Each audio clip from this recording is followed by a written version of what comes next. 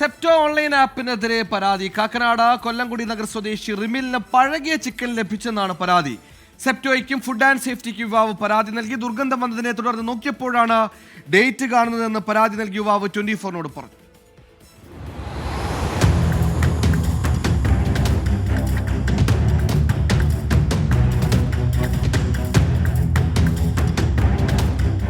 കാക്കനാട് കൊല്ലംകുടി നഗർ സ്വദേശി റിമിൽ ഇന്നലെയാണ് zepto online delivery ആപ്പിൽ ചിക്കൻ ഓർഡർ ചെയ്തത്.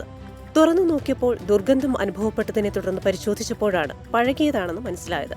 11 വരെയുള്ള എക്സ്പയറി ഡേറ്റ് ആണ് ചിക്കനിലുണ്ടായിരുന്നത്. തുടർന്ന് സെപ്റ്റോയിലും ഫുഡ് ആൻഡ് സേഫ്റ്റിയിലും പരാതി നൽകുകയായിരുന്നു. റോ ആയിട്ടുള്ള മീറ്റാണ് ഓർഡർ ചെയ്തത്. സെപ്റ്റോയിലാണ് ഞാൻ ഓർഡർ ചെയ്തത്. സ്മെല്ല് ചെയ്ത് നോക്കിയപ്പോൾ അത് ഒരു ഭയങ്കര മോശം സ്മെല്ലാണ് എനിക്ക് കിട്ടിയത്. 11-ാം തീയതിയാണ് അതിൻ്റെ എക്സ്പയറി ഡേറ്റ്.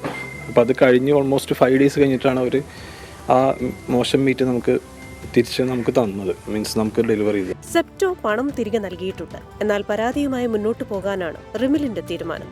24 കൊച്ചി.